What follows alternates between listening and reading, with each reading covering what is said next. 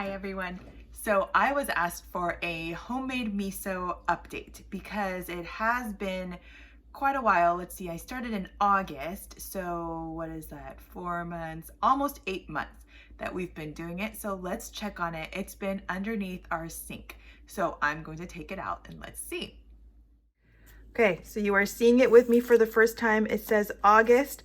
But as you can see, there's mold on the top right here. It looks like the rest of it looks okay, but that top just did not do well. Let's see, the bottom, everything looks okay.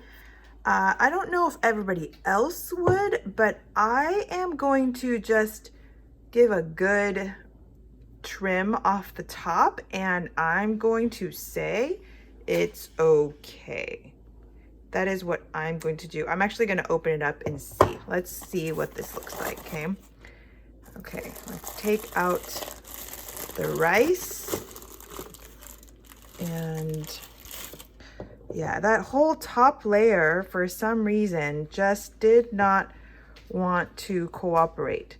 So maybe I didn't do a good enough job of cleaning and sanitizing the top layer right here. Note to self, but I think it'll be at least good enough for us to taste test down here and see if it's good enough to make at home, because if it's not very tasty and I get this stuff, this disgusting moldy looking stuff, I know, I'm sorry, it looks really disgusting, so I will cover it up, but let's take that all out and I'll come back once all the mold is gone.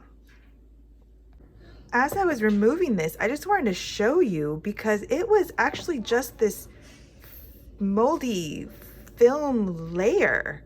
So I'm going to take that all out, but it was just stuck to the wrap. So maybe it was the wrap. I'm not sure, but learnings for the future. It's just like the top. I'm sorry if you're disgusted by this, feel free to just fast forward. But it's just a top layer, and then the bottom under that I am going to scrape a little more off, because I just can't bring myself to eat just the layer underneath it. So I'm going to scrape a good amount off just for sanity and peace of mind, but it really is just that very, very top. So there you go. All right, I've scraped off a large portion. I've also wiped off the side. I don't know if I'm going to put this into something else, but it smells good. I was gonna hold it up to you to see if you can smell it, but obviously you can't smell it. There's no smell-o-vision, but it smells like miso.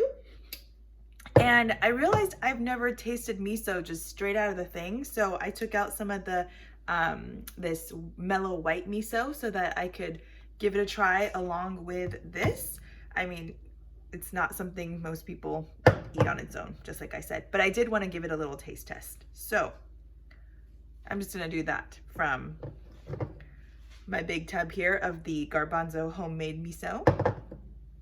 And if I make miso soup, then it'll definitely give me a better flavor, but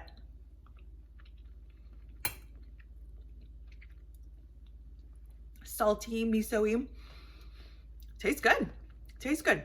Let me just do a comparison with this, like I said, organic, mellow, white miso.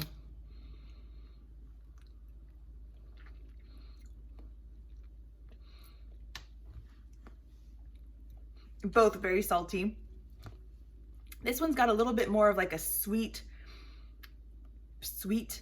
I don't know if that's the way to say it, but it might just be a bean difference because it says soy versus garbanzo is what I made it with.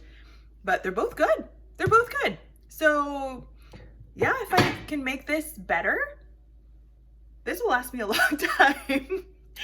So this is kind of a neat experiment. I highly recommend trying it at home.